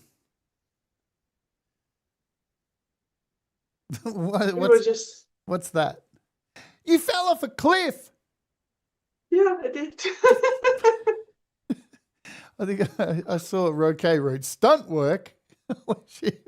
I'm watching you crawl across those rocks going, please don't fall. Does your husband My think, husband, does he think you're mad? yeah, he knows I am. Yeah, he lives a dangerous life himself, doesn't he? He's a race car driver. Mhm. Do you get worried? No, Have you driven a it's race? my choice. Have you driven a race car before? Yes, Did you do well? sometimes. Would you would you get a sponsor? Are you good enough to get a sponsor as a race car No, driver? definitely not. That's a pretty full on thing to do for him, you know. Like I couldn't imagine being in that kind of that's full on. Yeah, it's an exciting thing, and he's been doing it. He started small, but ever since we started dating, which was in '97, he's been going into that direction. And I never, ever for a second thought that he shouldn't do it, or because it's his life path. That's what he needs to do, and I don't worry. I don't think about it. I'm sure that he's doing the thing he's supposed to do, so everything has to go right. Mm. So your kids now too? You got 2 kids? Yeah. Mm-hmm. What are they? Teenagers now. Yeah. 12 and 14. Yeah, My daughter is almost 13. Do they think you're mad? Yeah.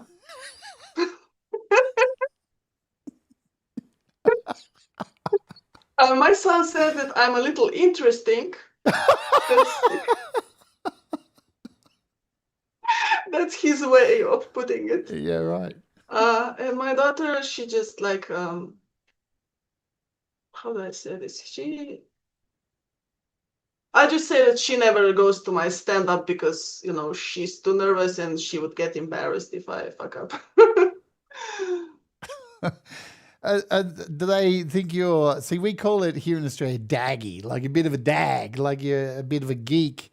Do they think you're a bit of a geek? Do they get embarrassed? Yeah, of course. Yeah, of course. I mean, who wouldn't? So have your kids? Yeah. Have your kids been to your stand-up? My son has been. My daughter hasn't, because as I said, she says she would be too nervous that something goes wrong, and I would never pressure her, so she just stays home. Of course. Did your son enjoy it? Yeah, I think he likes stand-up, and I think that he has a great potential for it. Currently, he's not interested in doing it, and also he really is not interested in the stage, but he's definitely way more talented than me. He's crazy talented, crazy intelligent, and when he pops it out, like, did you just come up with this? And he's like, yeah. Okay. I don't know if I can remember what he said earlier, but it's just like, where are you taking these genius ideas? So yeah, I keep telling him to keep it in the back of his mind that he could totally make a living out of it.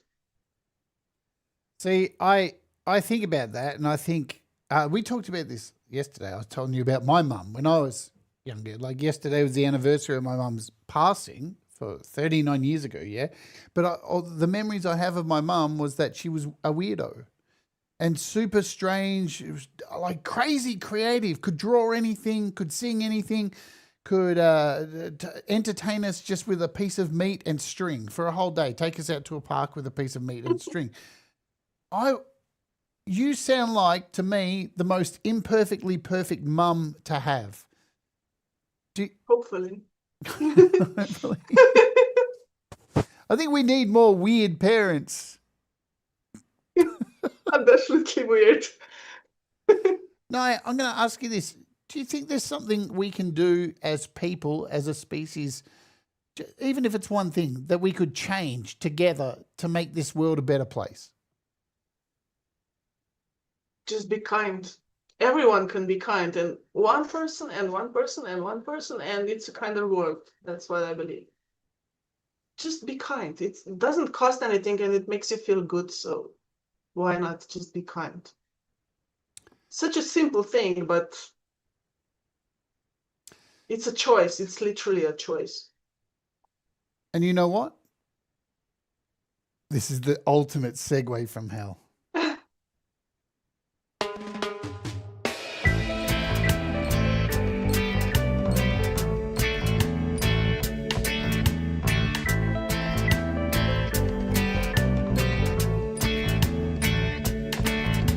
I don't think it's too wild of a proclamation that the world has got some kind of inflammation. But I'm not gonna talk about everything that's wrong. That is not the purpose of my song. I'm not the girl who would start a revolution. I'm thinking of an easier solution. Before you lash out on someone, please do think twice. Let's see what it's like if we are nice. It's good to be good, feels nice to be nice. If you can be kind, don't ever think twice. It's not too good to be true, it can all start with you. It's good to be good, feels nice to be nice. If you can be kind, don't ever think twice. It's not too good to be true, it can all start with you.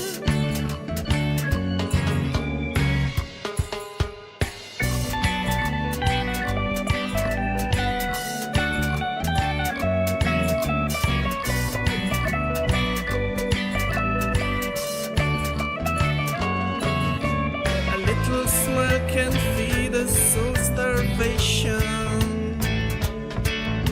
When someone's struggling with their own frustration, a little act of friendliness just can't go wrong. But it might encourage someone to stay strong. It's good to be good, feels nice to be nice. If you can be kind, don't ever think twice. It's not too good to be true, it can all start with you. It's good to be good, feels nice to be nice. If you can be kind, don't ever think twice. It's not too good to be true, it can all start with you. It's good to be good, feels nice to be nice. If you can be kind, don't ever think twice. It's not too good to be true, it can all start with you. It's good to be good, feels nice to be nice. If you can be kind, don't ever think twice. It's not too good to be true, it can all start with you. It's good to be good, feels nice to be nice. If you can be kind, don't ever think twice. It's not too good to be true, it can all start with you.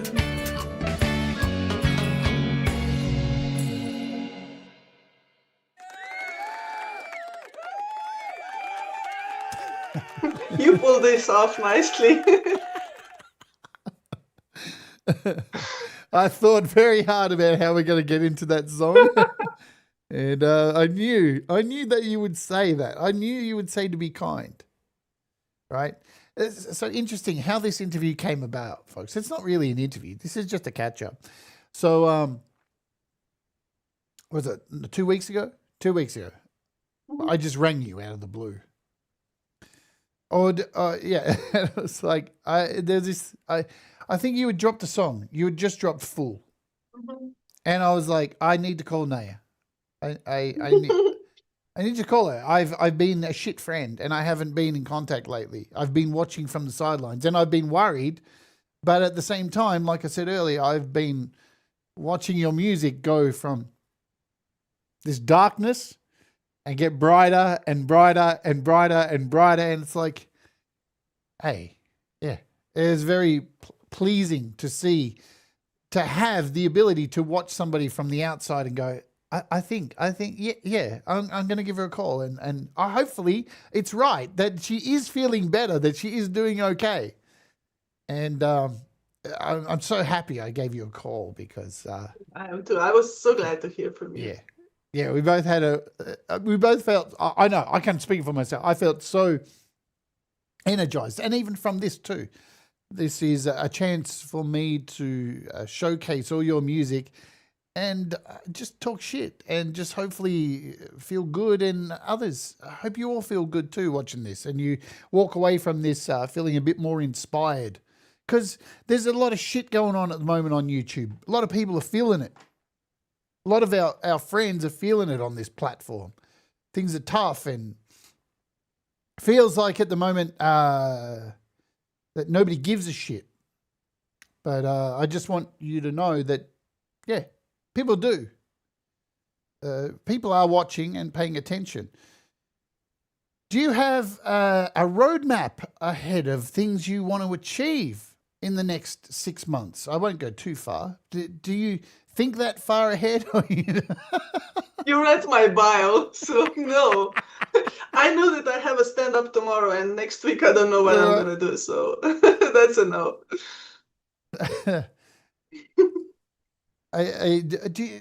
With the comedy tomorrow, so is your routine for tomorrow, is it locked in? Is the stories you're going to tell locked in? No. I have been... No, they're not. I've been coming up with new stuff every single day, so I try to kind of come up with a structure. I have 7 minutes, and I have been thinking more and more that I'll just set a timer, but I can't forget to start it, because last Wednesday I forgot to start, and then I had no idea how long I'm on stage. And tomorrow I have to be like under 7 minutes, so I think I'm just gonna make a timer, and it's my reoccurring, it's my how you call it, comeback. And never mind. The thing that I come back to is like I forget stuff, so I have a cheat sheet, and when my timer goes on, I'll just say, "Oh my God, what day is it? I think I have a stand up today. I gotta go."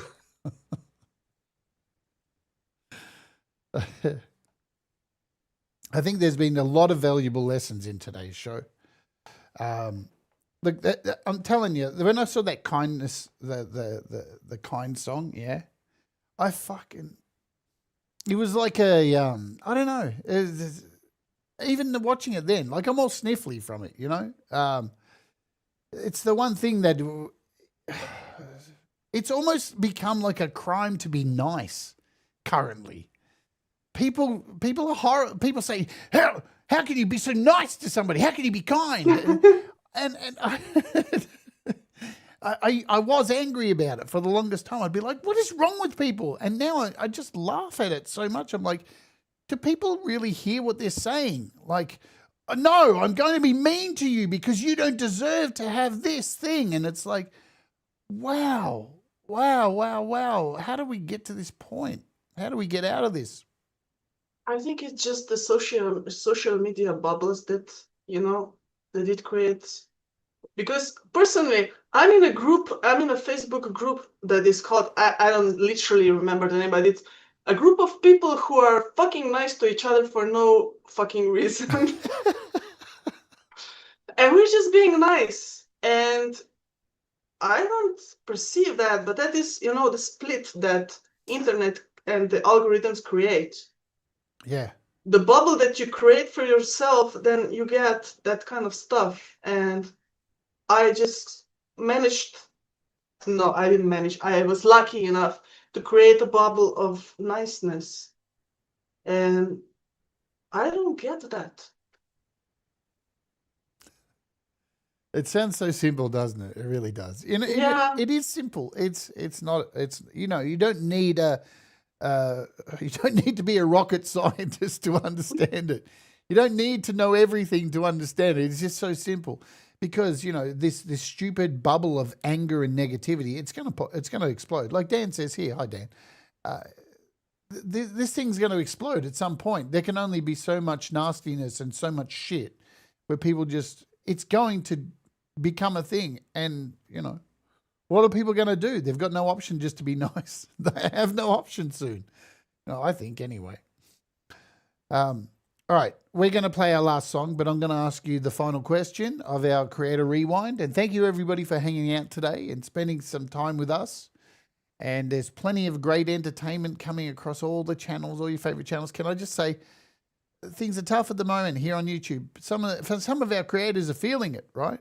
And every day, even like making music, you sit down, you make it. Obviously, you do these things for yourself too, right? You create for yourself to bring you joy, to fill a void or to express something. And it's the same with being on YouTube. You do this because you like doing it. And at the moment, we're all feeling a little bit like, fuck, does nobody like me? Is my stuff getting out to people? And so if you can, go and support your people, yeah? And go and leave a comment randomly on somebody's video, yeah? Go and just randomly check up on somebody. We got to do more of this. Like I just called Neja out of the blue. Give somebody a call that you even if you don't think they need anything, right? Just reach out. Follow somebody, support somebody, because it changes somebody's day on a level that you can't explain with words. Am I right now? Yeah. Very much, very much. You just put something out and sometimes you feel it just goes into the void, And then people stop by and say something and it's like, oh, it's not, Be just like Neja. Neja, if you were on a shit, I forgot. Yeah, okay. If you're on a desert island and you somehow ended up with a CD player, I don't know how. It's an imaginary question. Who cares? And all you had was a volleyball that you could talk to. But you had a CD player and you had one album you could take with you. What would be that album?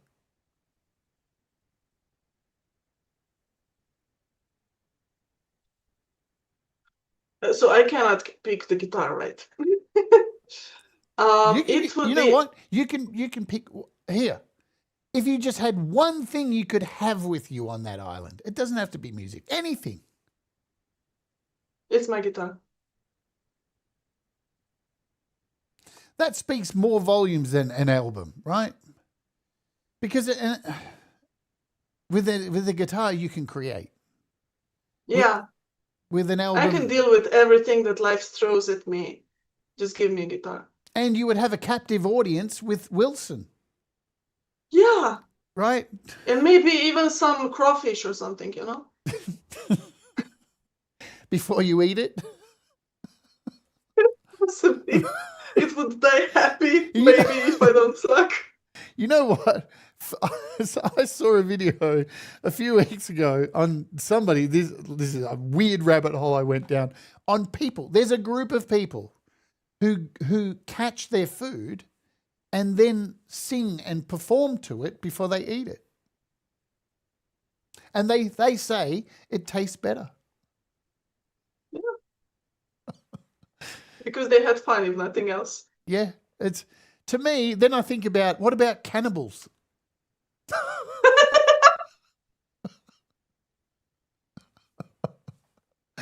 Do they tie up their victims and then tell them jokes before they burn them alive?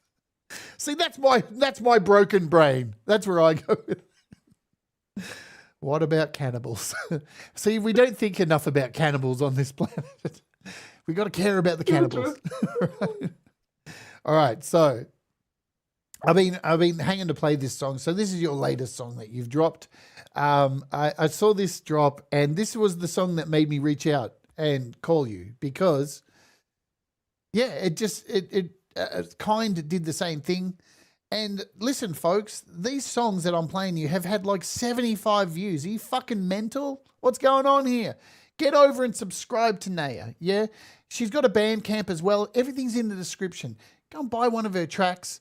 Go and offer up a subscribe. Go and listen to a bunch of her catalog and just play a whole bunch of songs and leave a comment and let it. Don't leave a comment on this video telling Neja she's cool. Go over to her channel and tell her she's cool, right? Because, you know, that's the best place to go. But this song touched me in many ways because I am just a dickhead at heart. And, you know, I think it's the answer to remaining young and free and happy, just to be a fool. I think so too. Thank you, Neja, for coming on here and hanging out with me. Please stay on the end of the line when I finish the show so we can catch up. And I mean that, folks. Go over, listen, check out her catalog. It's fucking incredible. It's a beautiful collection of music that will have something for everyone. And go and leave her a comment.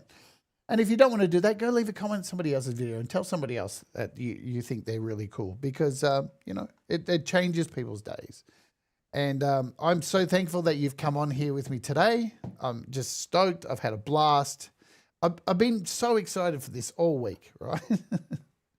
Me too. Thank you so much. I really enjoy spending time with you, and hey to everyone. Yes. And we're going to do a song soon, aren't we?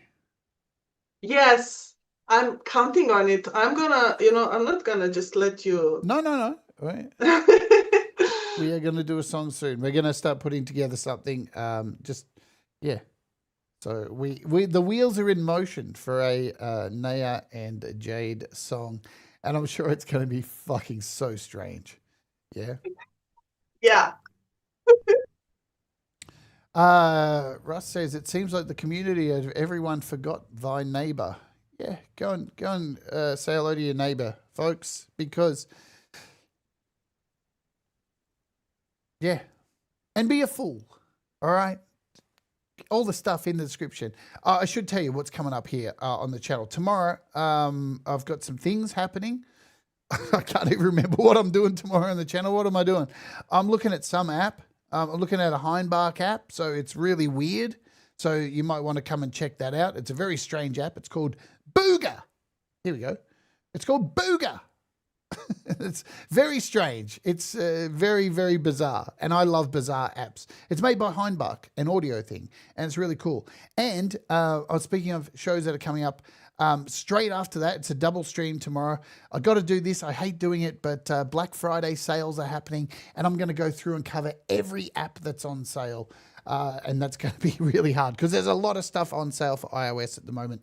So if you want to catch up and see if there's anything you're looking for, there's that. And lastly, I just want to say, yesterday was a super tough day for me because it was the passing, November 20 every day. It's November 20 for you guys here, so it's the same day. I'm just a little ahead. It was the passing of my mum and a Transgender Day of Remembrance, where trans people count how many of us were murdered each year. And once again, humanity has done a sensational job of murdering us for absolutely no reason, just for existing.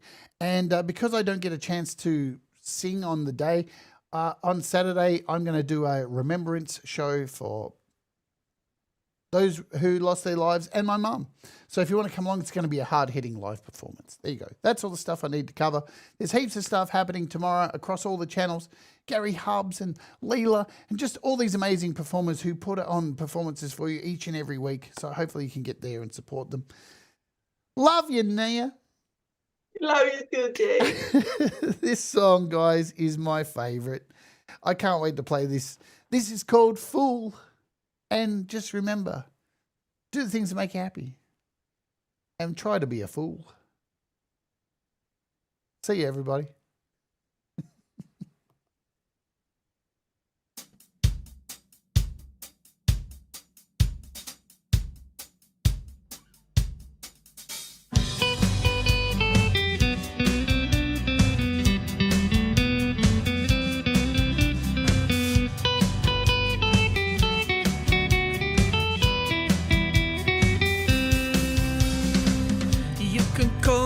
stupid, I don't mind.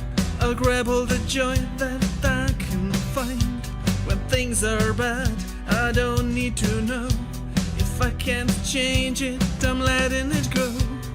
Tell me the world is going to shit, then be upset when I refuse to admit that life's an abyss. Cause I don't wanna miss a single reason to smile. To smile. But you're addicted to drama, I'm addicted to life. I wanna be happy while you need to be right. You know life is cruel, but I'm just a fool, and that is alright with me. Yeah, you're addicted to drama, I'm addicted to life. I wanna be happy while you need to be right. You know life is cruel, but I'm just a fool, and that is alright with me.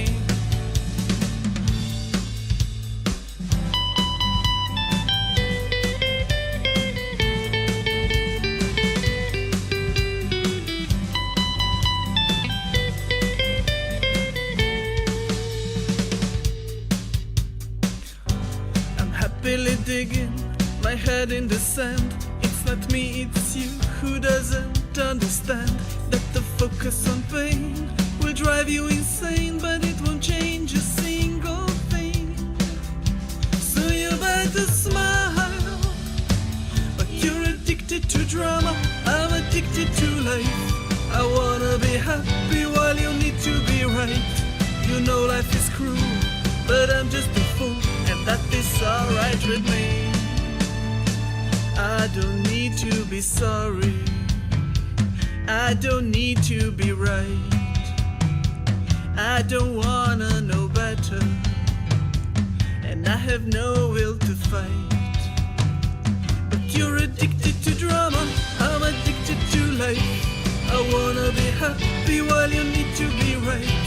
You know life is cruel, but I'm just a fool, that is alright with me. I'm happy being